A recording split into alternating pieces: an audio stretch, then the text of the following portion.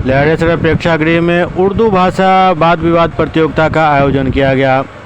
इस प्रतियोगिता में प्रथम, द्वितीय और तृतीय पुरस्कार विजेताओं के लिए पुरस्कार राशि की घोषणा की गई, जिसमें प्रथम पुरस्कार विजेता को 6,500, द्वितीय पुरस्कार विजेता को 5,500 और तृतीय पुरस्कार विजेता को 4,500 रुपये नगद दिए गए। इस बारे में जानकारी कल्याण पदाधिकारी आलोक कुमार ने दी। कहलाती है, दो बैतों की वजह से इसे दो बैती भी कहा जाता है। कदीम जमाने में इसे तराना भी कहते थे।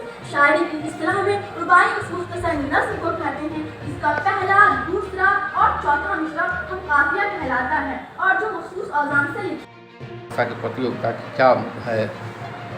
ये मंत्रिमंडल सचिवालय राजभाषा उर्दू विभाग जो जिला समाहरणालय में हमारा यहाँ जिला के लिए है, ये वाद विवाद प्रतियोगिता ये 3 स्तर में हो रहा है, मैट्रिक, इंटर और ग्रेजुएशन लेवल में, और तीनों का टॉपिक अलग अलग है।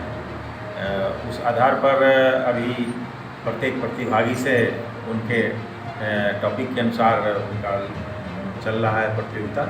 इसमें फर्स्ट स्थान पर जो हर कैटेगरी में आएंगे एक कैंडिडेट, उनको मिलेगा पुरस्कार, और द्वितीय स्थान पर 3 कैंडिडेट, तीसरे स्थान पर 4 कैंडिडेट। मतलब एक कैटेगरी में 8 कैंडिडेट को का सिलेक्शन होगा। इस तरीके से 24, तीनों कैटेगरी मिला के 24 कैंडिडेट का सिलेक्शन होगा।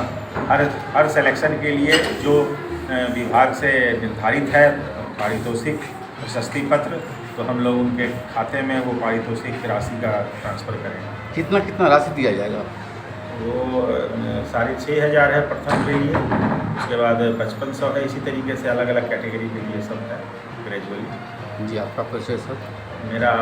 मैं आलोक कुमार, प्रभारी राजभाषा उर्दू विभाग, जिला कल्याण पदाधिकारी।